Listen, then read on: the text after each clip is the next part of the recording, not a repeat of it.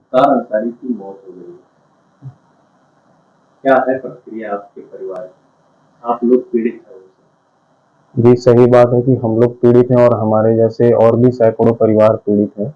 अभी तक हमने सुना था कि जिसका जैसा कर्म होता है उसको वैसा फल मिलता है, और आज वो चीज़ हम लोग प्रत्यक्ष रूप से देख रहे हैं कि कैसे बुरे कर्मों का फल इस तरह से निकल कर के सामने आता है।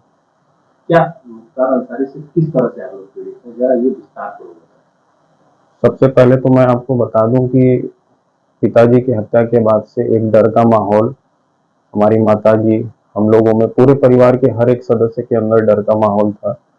और हमेशा चिंता में रहना कि कब कुछ अनहोनी घट ना जाए, कोई ऐसी दुर्घटना ना हो जाए। और इतनी ज्यादा चिंताओं की वजह से हमारे परिवार में हमारी माताजी को भी बीमारियां बढ़ गईं, और भी सदस्यों को काफी बड़ी बीमारियां हो गई जिसका अभी तक इलाज चलता है। तो डर के साथ साथ परिवार मेरा बहुत पीछे भी गया, बच्चों के रास्ते बदल गए। और एक होता है कि जो जीवन जिस दिशा में चलना चाहिए वो जीवन बिल्कुल दिशाहीन हो गया। बच्चे अनाथ हो जाते हैं, पिता का साया हट जाता है, और एक पत्नी विधवा हो जाती है। तो उसकी जिंदगी कैसे कटती है ये हम लोगों ने बखूबी झेला हुआ है। आपकी उम्र कितनी थी जब आपके पिता की हत्या मुख्तार अंसारी ने करवाई थी?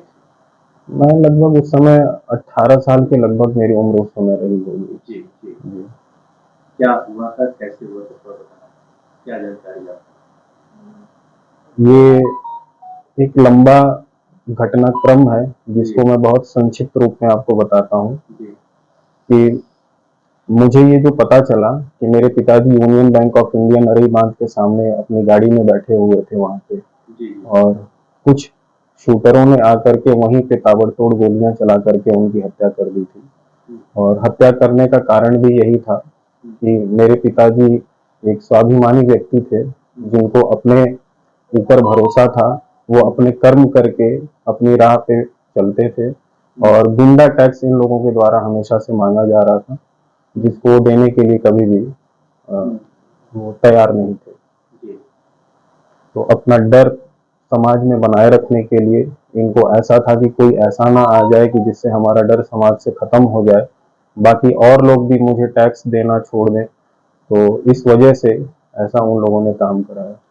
कैसे आप लोग की जिंदगी कटी, क्या क्या आप लोगों पे बीता, क्या खौफ रहा, ये बताएं। जैसा कि मैंने बताया कि हम लोगों की जिंदगी बिल्कुल दिशाहीन हो गई। जो करना चाहते थे हम वो कर नहीं पाए, कुछ दूसरी व्यवस्थाओं की तरफ हमें झुकना पड़ा, हमें देखना पड़ा।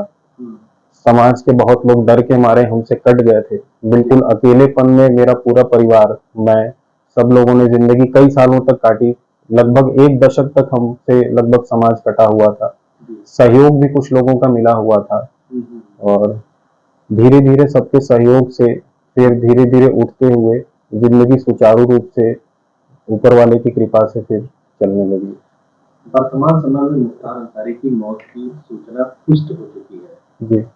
आप लोगों को कैसे सूचना मिली, आप लोग इसको कैसे आप लोगों ने कंफर्म किया, आप लोगों को कैसे जानकारी मिली कि समाचार के द्वारा ही हमें पता चला, न्यूज चैनल्स पे। आज तो बहुत न्यूज चैनल्स चलते हैं, हम सब लोग बैठे हुए थे और सोशल मीडिया पे ये खबरें आने लगी। प्रशासन ने जब न्यूज चैनल के द्वारा पुष्टि की तो हमें भी उस चीज का पता लगा। बहुत सारे लोगों ने कहा कि मुख्तार अंसारी अपनी हत्या के पहले ही सूचना जो है लिखित में दे चुके थे अदालत को। आप लोग इसको किस तरह से नजरिए से देखते हैं? देखिए, हम लोग एक साधारण परिवार से बिलोंग करते हैं, इसमें बहुत अंदर तक हम जाके नहीं सोच सकते हैं। रही बात पहले से सूचना देने की, तो मेरे पिताजी ने भी काफी सूचनाएं लिख करके सबको पत्र से अवगत कराया था, लेकिन सब कुछ ऐसे ही शिथिल था। और इनके साथ भी ऐसे ही है कि इन लोगों ने भी अपने पत्र के माध्यम से जो कुछ भी था, और ये भी महसूस होता है कि हर 6 महीने 7 महीने पे कुछ न कुछ ऐसा संदेश दिया जाता था इन लोगों के द्वारा कि जैसे लगे कि इनके जीवन को काफी परेशानी है। समाज में आम जनता को जिससे परेशानी होती थी वो लोग खुद इस सरकार से परेशान मुझे दिख रहे थे, क्योंकि यह सरकार बिल्कुल अपराधियों को बर्दाश्त नहीं कर पा रही थी। जी। तो मुझे ऐसा लगा कि उस चीज में बहुत सच्चाई नहीं थी कुछ। हाँ, ईश्वर के घर में देर है अंधेर नहीं है, तो शायद बुरे कर्मों का फल इस तरीके से मिला है। आप वर्तमान समय में योगी सरकार किस तरह से काम कर रही है, जो कि उनका कहना है कि हम अपराधियों को लेकर जीरो टॉलरेंस की नीति अपनाए हुए हैं। जी, इस पे आप लोगों के परिवार का क्या रिएक्शन? बिल्कुल संवैधानिक तरीके से योगी जी की सरकार काम कर रही है जी।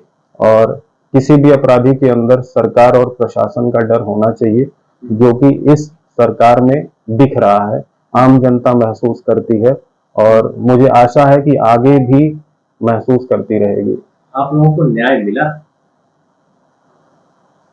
हमारी लड़ाई संवैधानिक और कानूनी दायरे में रह करके पहले से चली आ रही थी।